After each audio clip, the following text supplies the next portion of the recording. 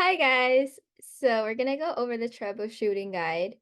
And this guide was created for your reference in case you guys run into some errors. But it's important to know that errors are part of programming. It's a part of being a data scientist.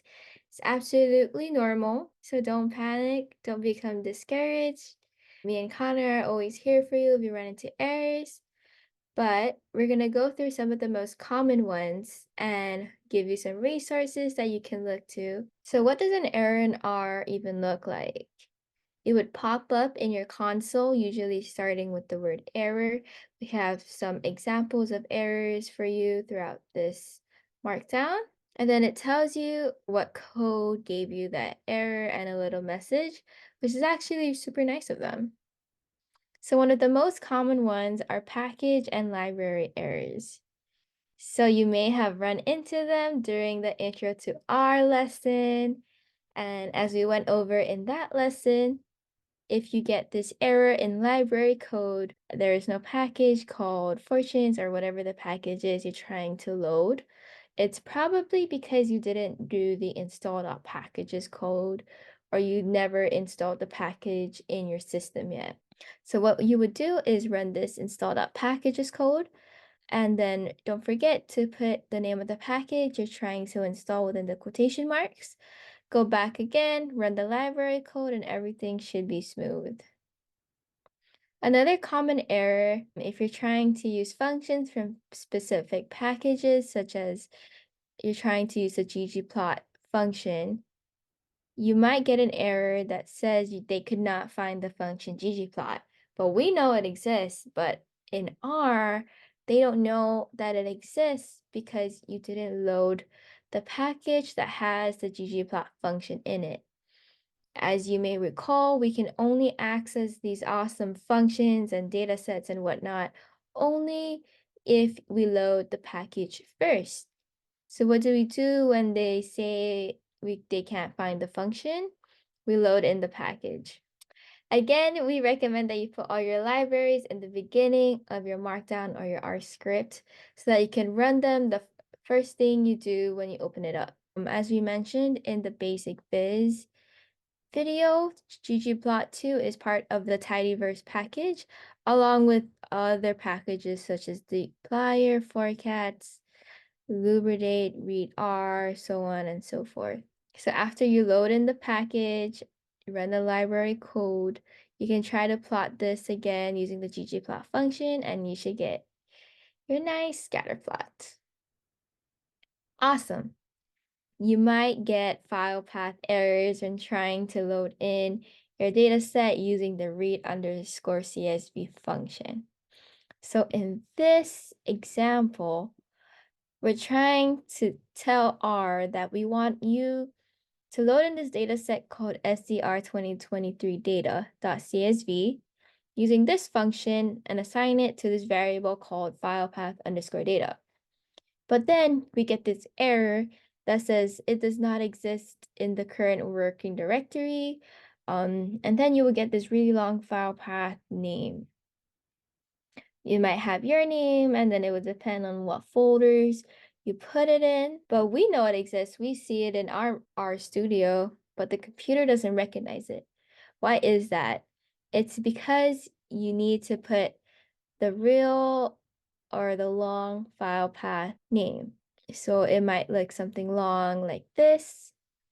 There are links to articles here for Mac and Windows users on how to get the file path name of the file you're looking for.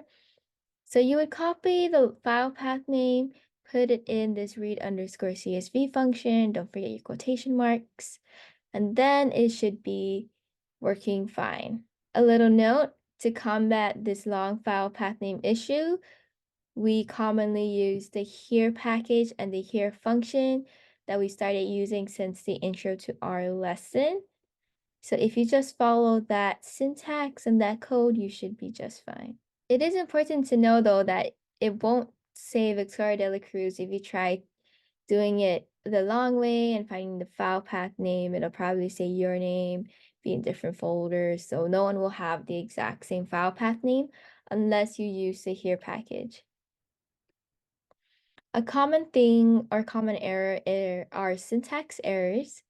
So they occur when you might have like mismatched parentheses, curly braces, or other symbols.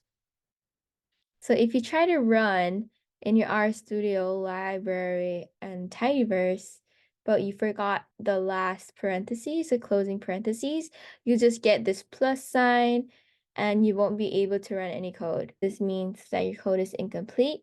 So you would add the missing parentheses and you're all good to go. Another important error that gets a lot of people, including myself, are typos. Typos may not seem like a big deal, but in programming and coding, they definitely are. As we created this file path data variable, we would try to print it with this print function.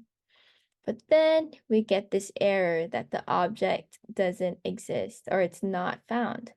And that's because we have a typo. It's not going to automatically assume that it's that, so we always have to make sure that our spelling is correct when we're referring to a variable. It matches exactly the variable name. Any uppercases or lowercase letters, that's super important to make sure you get the same. So those are just some of the most common errors, but this troubleshooting guide does not cover every single error that you might encounter. So here are some solutions and resources for you. Right off the bat, Google. Google will be your bestie throughout this course. If you run into an error, you might just want to copy the error and paste it into a Google search. Chances are someone else has run into the error. I've probably run into the same error sometime. So there are a lot of resources out there. And then Chat GPT. So you can also do the same with Chat GPT, copy and paste your error, and it'll give you some code and some possible solutions. Based on experience, you may have to play around with what ChatGPT provides and the solutions.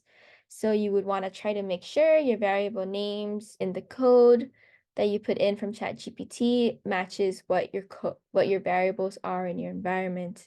And then another cool thing is that there's a help page. There are a bunch of helpful help pages for almost all packages and functions. So to access the help page, let's say we're going to open up the help page for ggplot. We would just write in our console the question mark ggplot or whatever you're trying to figure out some more information for, and then the help pane will pop up and it'll have some great documentation, some examples for you to run, tell you what the arguments are. So this is actually a really great tool and resource for you. And lastly, there are other recommendations that we've mentioned before: W3 Schools, Geeks for Geeks, Stack Overflow, and Art Bloggers. If none of these solutions or resources were able to help you with your errors, you can always reach out to me or Connor or hop on those office hours that we have set up for you. Thank you and good luck.